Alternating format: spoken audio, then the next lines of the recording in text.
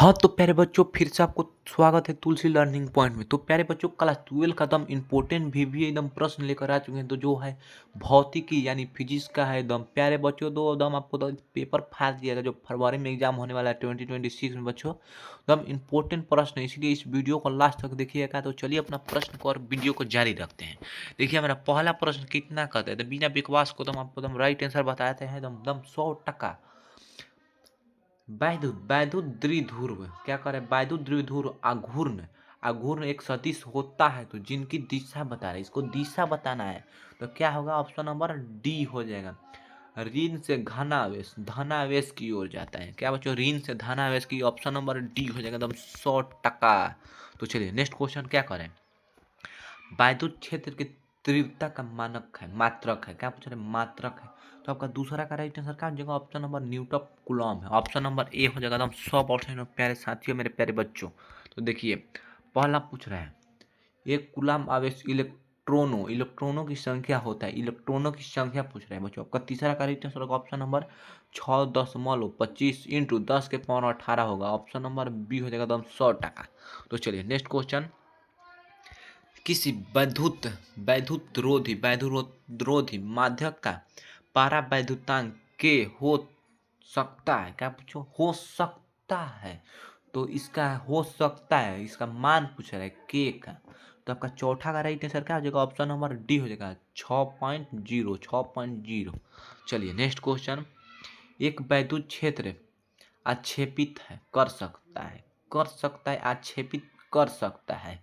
तो क्या हो जाएगा आपका पांचवा का राइट आंसर क्या आपका है बच्चों, ऑप्शन नंबर डी हो जाएगा एक एल्फा एल्फा अल्फा कणों का। चलिए नेक्स्ट क्वेश्चन, हाँ बच्चों बहुत ही इंपॉर्टेंट प्रश्न है। एक बिंदु आवेश Q को ई परिमाण वाले वैद्युत क्षेत्र में रखा गया है तो आवेश द्वारा महसूस किया जाने वाला बल होगा, महसूस किया जाना बल होगा। तो आपका छठा का आंसर होगा क्यू ई। ऑप्शन नंबर आपका ए हो जाएगा एकदम 100%, एकदम 100%। प्यारे बच्चों, आप मेरे प्यारे साथियों, हाँ देखिए 7वां नंबर बहुत इंपॉर्टेंट है। एल भुजा से एक घन केंद्र बिंदु एक आवेश प्लस क्यू रखा है तो घन केंद्रों तल से निर्गत वैद्युत फ्लक्स पूछ रहे हैं। क्या बच्चों, फ्लक्स पूछ रहे हैं। तो आपका क्या हो जाएगा रजिस्ट्रेशन प्यारे बच्चों हो जाएगा आपका, देखिए ऑप्शन नंबर क्या हो जाएगा, ऑप्शन नंबर क्या हो जाएगा आपका बच्चों, आपका 7वां का राइट आंसर एकदम प्यारे बच्चों क्या हो जाएगा, ऑप्शन नंबर बी हो जाएगा एकदम 100%। प्यारे बच्चों, मेरे प्यारे साथियों, चलिए नेक्स्ट क्वेश्चन, हाँ बच्चों 18 नंबर क्या पूछ रहा है, एक गोलीय चालक त्रिज्या पूछ रहा है। धारिता इतना है तो त्रिज्या कितना होगा, धारिता इतना है तो त्रिज्या इसमें पूछ रहा है बच्चों, यानी रेडियस पूछ रहे हैं। क्या बच्चों, रेडियस। तो देखिए आपका इसका राइट आंसर क्या हो जाएगा प्यारे बच्चों, तो 18वां का राइट आंसर होगा ऑप्शन नंबर सी हो जाएगा 1 किलोमीटर। चलिए नेक्स्ट क्वेश्चन है, किसी संधारित्र की माराधिक, बच्चे गलत हो गया, किसी संधारित्र की धारिता निर्भर नहीं करती है। तो 9वां का राइट आंसर होगा ऑप्शन नंबर ए प्लेटो के आवेश पर, चलिए नेक्स्ट क्वेश्चन प्यारे बच्चों एकदम यो इंपॉर्टेंट प्रश्न है। समान धारिता वाले तीन संधारिता संधारिता के पहले समांतर तथा बाद में श्रेणी क्रम से जोड़ा जाता है तो दोनों का दशाओं का तुल्य धारिता अनुपात पूछ रहे हैं। तो बच्चों अनुपात पूछ रहा है, तो अगर आपको इस क्वेश्चन मालूम है तो कमेंट बॉक्स में बताना है। क्या बच्चों, कमेंट बॉक्स में बताना है कि सर इसका राइट आंसर इतना होगा। आपको कैसे बताना है कमेंट बॉक्स में, आपको यहाँ पर 10 लिखना है, इधर लिखना ए होगा, बी होगा, सी होगा, डी होगा, कुछ इस प्रकार से लिखना है। चलिए इसको आपको कमेंट बॉक्स में बताना है। वोल्ट वोल्ट मीटर इन्फर्स मात्रक होता है तो वोल्ट मीटर का मात्रक कितना होता है, क्या होता है। तो 11 का राइट आंसर का होगा विद्युत क्षेत्र का। क्या हो जाएगा, विद्युत क्षेत्र का। चलिए नेक्स्ट क्वेश्चन, ऑप्सिट क्या कर रहे हैं, विशिष्ट पर देखिए विशिष्ट प्रतिरोध का ऐसा ही मात्रक, विशिष्ट प्रतिरोध का ऐसा ही मात्रक। तो क्या हो जाएगा ऐसा ही मात्रक, ऑप्शन नंबर डी हो जाएगा ओम मीटर। ऑप्शन नंबर डी हो जाएगा ओम मीटर। चलिए नेक्स्ट क्वेश्चन 12 नंबर, क्या बच्चों 12 नंबर, परम शून्य ताप पर सिलिकॉन कोई क्रिस्टल व्यवहार करता है। परम ताप पर सिलिकॉन का कोई क्रिस्टल व्यवहार करता है। तो 13 का राइट आंसर हो जाएगा ऑप्शन नंबर ए। क्या हो जाएगा, ऑप्शन नंबर बी हो जाएगा बच्चों, ऑप्शन नंबर बी हो जाएगा एकदम 100% प्यारे बच्चों, ऑप्शन नंबर बी हो जाएगा। पूर्ण कुचालक की सतह तरह, क्या हो जाएगा, पूर्ण कुचालक की तरह। चलिए देखिए नेक्स्ट क्वेश्चन, निम्नलिखित में से कौन सा प्रतिरोध का व्यक्त करता है। प्रतिरोध का व्यक्त करता है। तो आपका 14 का राइट आंसर का हो जाएगा ऑप्शन नंबर ए हो जाएगा। प्यारे बच्चों एकदम 100% हो जाएगा ऑप्शन नंबर ए। तो देखिए नेक्स्ट क्वेश्चन क्या करें। जब ताप में वृद्धि होती है, क्या बच्चों, जब ताप में वृद्धि होती है तो चालक का प्रतिरोध, क्या बच्चों, जब ताप में वृद्धि होती है तो चालक का प्रतिरोध पूछ रहे हैं। मान लीजिए यहाँ पर तसला है, यहाँ से आग जो है जब इसमें वृद्धि होगा ना या ताप होगा तो उसका प्रतिरोध पूछ रहा है। प्रतिरोध यानी रेजिस्टेंस। तो आपका 15 का राइट आंसर क्या हो जाएगा प्यारे बच्चों, ऑप्शन नंबर ए बढ़ जाता है। क्या बच्चों, बढ़ जाता है, प्रतिरोध बढ़ जाता है। जब किसी वस्तु में ताप में वृद्धि होती है तो प्रतिरोधों में वृद्धि होती है, यानी प्रतिरोध भी बढ़ जाता है। देखिए नेक्स्ट क्वेश्चन, ये कहाँ से, हाँ नेक्स्ट क्वेश्चन यहाँ पर 16 नंबर। विद्युत परिपथ की शक्ति होती है, विद्युत परिपथ की शक्ति होती है। तो आपका क्या हो जाएगा 16 का right answer option number C हो जाएगा, V2/R, V2/R, ऑप्शन नंबर सी। चलिए नेक्स्ट क्वेश्चन क्या कर रहा है, समतुल्य पूछ रहा है इसमें बच्चों, समतुल्य पूछ रहा है। तो आपका क्या हो जाएगा 17 का राइट आंसर, समतुल्य पूछ रहा है। तो आपका ऑप्शन नंबर सी हो जाएगा। इतना जूल हो जाएगा बच्चों, ऑप्शन नंबर सी हो जाएगा एकदम 100%, एकदम 100% दम। चलिए नेक्स्ट क्वेश्चन, विद्युतीय परिपथ के किसी बिंदु पर सभी धाराओं का बीजगणितीय योग, क्या बच्चों पूछ रहा है, बीजगणितीय योग पूछ रहा है, बीजगणितीय योग पूछ रहा है। तो 18 का राइट आंसर क्या हो जाएगा, ऑप्शन नंबर सी हो जाएगा, शून्य होता है। क्या बच्चों, शून्य होता है।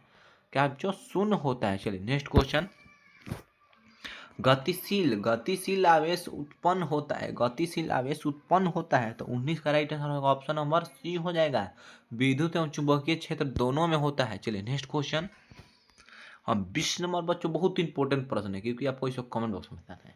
क्या 20 नंबर इंपॉर्टेंट प्रश्न, इसको कमेंट बॉक्स में बताना है। आपका 20 का आंसर कैसे बताना है, आपका 20 लिखना है, इसे ए होगा, बी होगा, सी होगा, इसे डैश देखें। क्या बच्चों 20 इक्वल टू इतना राइट आंसर हो जाएगा सर, आपको इसे कमेंट बॉक्स में बताना है। क्या बच्चों, कमेंट बॉक्स में बताना है कि सर 20 का राइट आंसर इतना होगा। चलिए नेक्स्ट क्वेश्चन, एक ही दिशा में जाती हुई समांतर इलेक्ट्रॉनों का किरण पुंज पूछ रहा है, किरण पुंज पूछ रहा है। तो 21 का राइट आंसर क्या होगा, ऑप्शन नंबर सी हो जाए, एक दूसरे को आकर्षित करेंगे। चलिए निम्नलिखित में से कौन सा कथन सही है, निम्नलिखित में से कौन सा कथन सही है। तो प्यारे बच्चों इसको एकदम ध्यान से देखिए, इसमें कौन कथन सही है, ए होगा या बी होगा, क्योंकि इसे आपको कमेंट बॉक्स में बताना है।